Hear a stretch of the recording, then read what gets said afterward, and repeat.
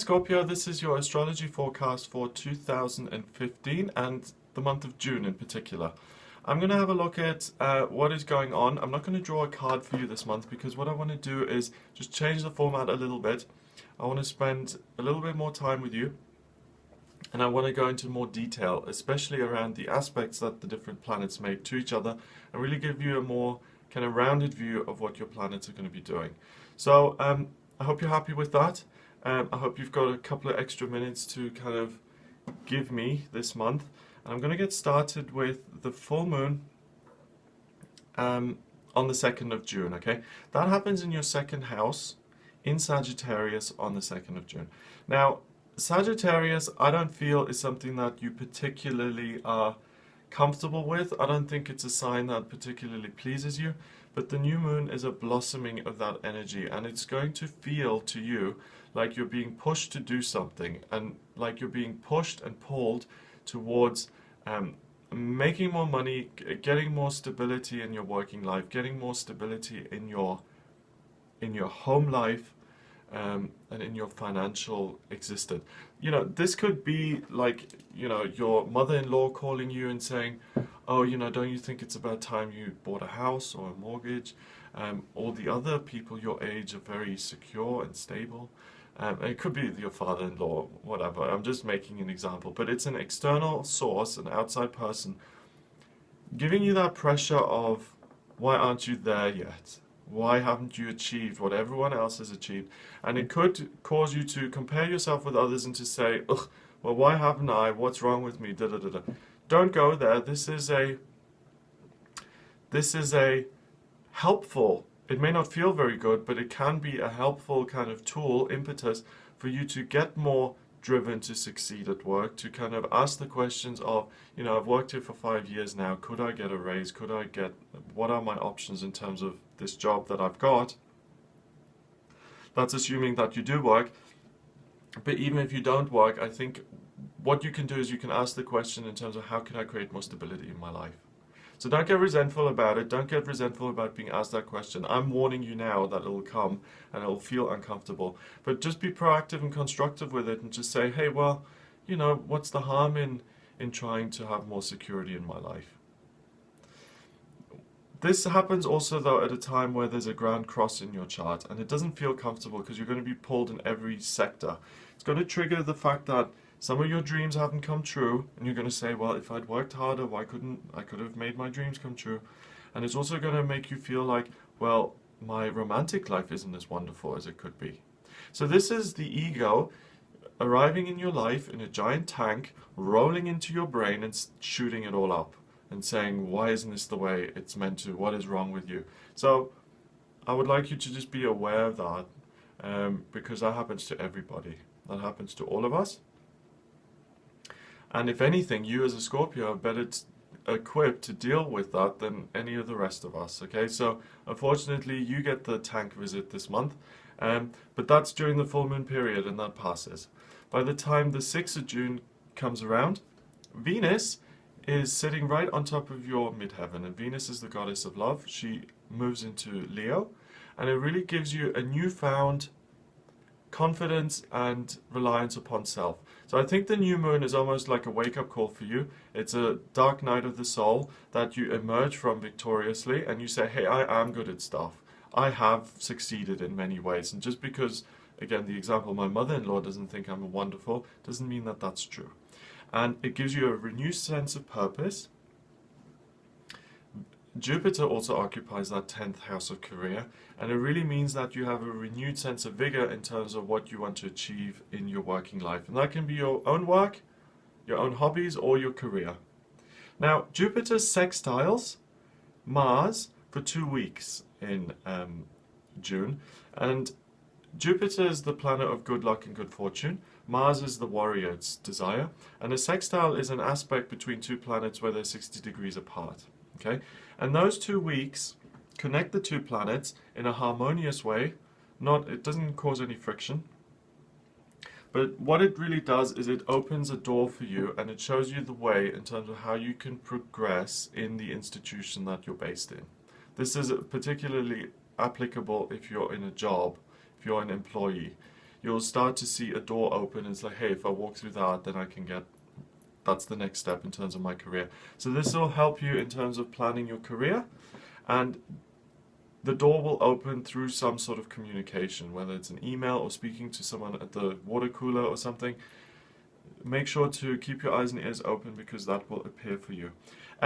The same 2 weeks sees another outer planet do something, and that's Saturn, and he's in a trine with Venus. Again, remember, Venus is the goddess of love, and what this is saying, this trine, is if you apply yourself to your job, and if you, rather than go in and say, ugh, I hate this job, I don't make enough, screw all these people, I want to get out of here, when's 5 o'clock? If you go in there and say, I have a job, it's not perfect, but I'm here 100% today, and I'm starting to sound like a life coach here, believe me, I'm not. If you go in with a positive attitude and you say, it's not ideal, but how can I make this better? By taking that positive approach and almost acting like you love the job that you're in, you will be able to create the security that you actually want, and that isn't in your job already. You can make that. So I'm a life coach. So that's around the same 2 weeks, okay? That's 31st of May to 12th of June, and really make use of that. Mercury comes out of retrograde on the 12th of June as well. So that then takes over from where Saturn and Venus have been connecting and giving you that structure, that ability to apply yourself in a loving way to create structure. And now Mercury takes over by boosting your communication skills in your 8th house, which is institutions, which is other people's money. It's the place of work. It's what you do. It's, you know, the environment. So you're going to now be able to communicate very well and communicate your needs and your desires, and you will have new ideas. So those initial 2 weeks have now set you up to move you along nicely from the 12th onwards. So rely on your own communication skills. The words will come out properly. You will be inspired. You will have good ideas that particularly will impact your business in a helpful way. Venus gets busy again now on this week too, between the 8th and 13th of June, so I'm casting your mind back a little bit actually. And Venus sextiles Mercury, and the week that Mercury comes out of retrograde, the goddess of love also infuses it with her power. So you're not just communicating for your own sake, you're communicating value. You're actually communicating things that will add value to the lives of other people, which is always the most welcome kind of information. You know, if I go up to you and say, oh, you know, do you want to hear about my night last night? You're going to be like, okay, well. But if I tell you how to fix your broken relationship, your ears are going to prick up. So it's, and that's what you're going to be doing. You're going to have something to share that's actually beneficial to other people. Now, the outer planets are getting busy as well. Pluto is the furthest away, okay? It's like a dwarf planet, and it moves very, very slowly. And it has been in a square aspect, so 90 degrees away from Uranus since March 2012. Pluto is rebirth, Uranus is chaos and the unexpected. And when something's in a square, it causes real friction and tension. So the way that's looked for you is that you've wanted to change your working situation, okay, and you've wanted to change it for a while. So I feel like you've been a little bit stuck, Scorpio, and that's never a nice feeling. But that square comes to an end now, for the first time since 2012, and that allows you to actually, it's almost like that lift, and you can make some changes now. Things are moving again, and it's not just about feeling stuck. I think you have been in a little bit of denial about where you are in your working life and where you would like to be. And over the last couple of years, you've come to terms of what it is you're actually doing and looked at it and say, what am I doing? And then accepted that, and now you're making the changes. So it's a really well done for me, because you've embraced the process, you've looked at something that can feel quite difficult, you've run with it, and now you're transforming it.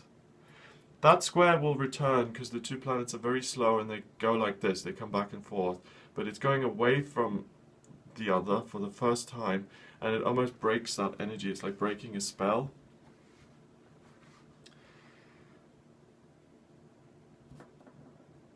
Okay, this is important. I did a separate video on this. Saturn going into Sagittarius for 3 years. In December 2014 until December 2017, Saturn goes into Sagittarius. In the middle of that, now, over the 3 months over summer, June, July, August and September, 15th of June to 18th of September, so 3 months, it moves back into your sign, Scorpio. Okay, and Scorpio, I think you were quite pleased when Saturn left your sign because Saturn made you feel stagnant. And that's what part of this whole thing was, that Saturn made you feel so structured and so solid that you couldn't move. Now, it comes back over the summer.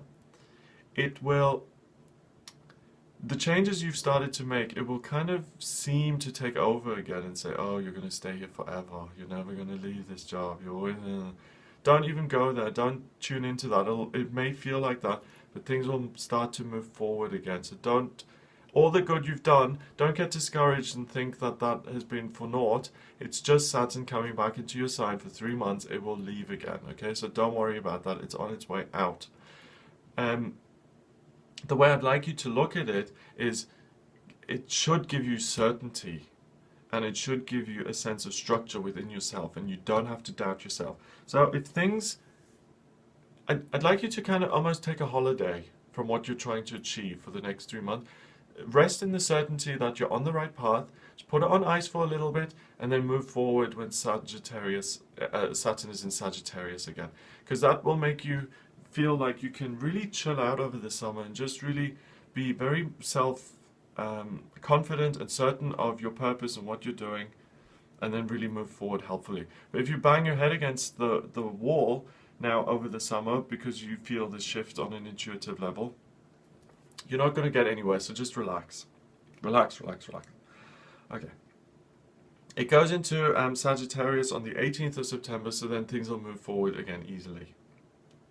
The new moon happens on the 16th of June, and that happens in your 8th house, and this is all about, again, determining and dictating and deciding what it is you want to do in your career.